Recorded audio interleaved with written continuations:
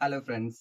അപ്പൊ നമ്മളെല്ലാരും വെയിറ്റ് ചെയ്ത പോലെ GST റേറ്റ് ഒരുപാട് ചേഞ്ചസ് വന്നിട്ടുണ്ട്. ആദ്യമായി 1200cc താഴെ വരുന്ന കാറുകൾ, അതുപോലെ തന്നെ 350cc താഴെ വരുന്ന 2 വീലറുകളും 3 വീലറുകളും നിലവിലെ 28% GST റേറ്റിൽ നിന്നും 18% കുറച്ചിരിക്കുകയാണ്.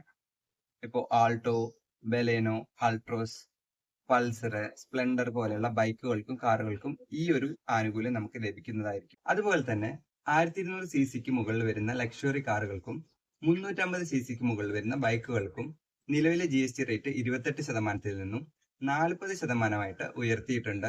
അടുത്തതായിട്ട് ഇലക്ട്രോണിക് ഉപകരണങ്ങളുടെ GST റേറ്റ് 28%-ൽ നിന്നും 18%-ആയിട്ട് കുറച്ചിട്ടുണ്ട്.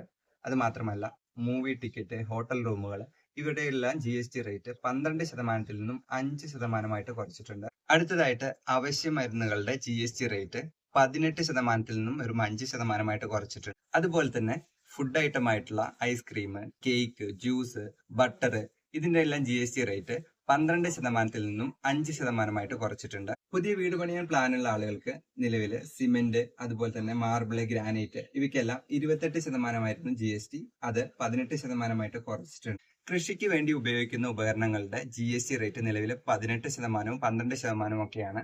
അത് വെറും 5%-ലേക്ക് കുറയ്ക്കാൻ ഈ GST കൗൺസിൽ തീരുമാനിച്ചിട്ടുണ്ട്.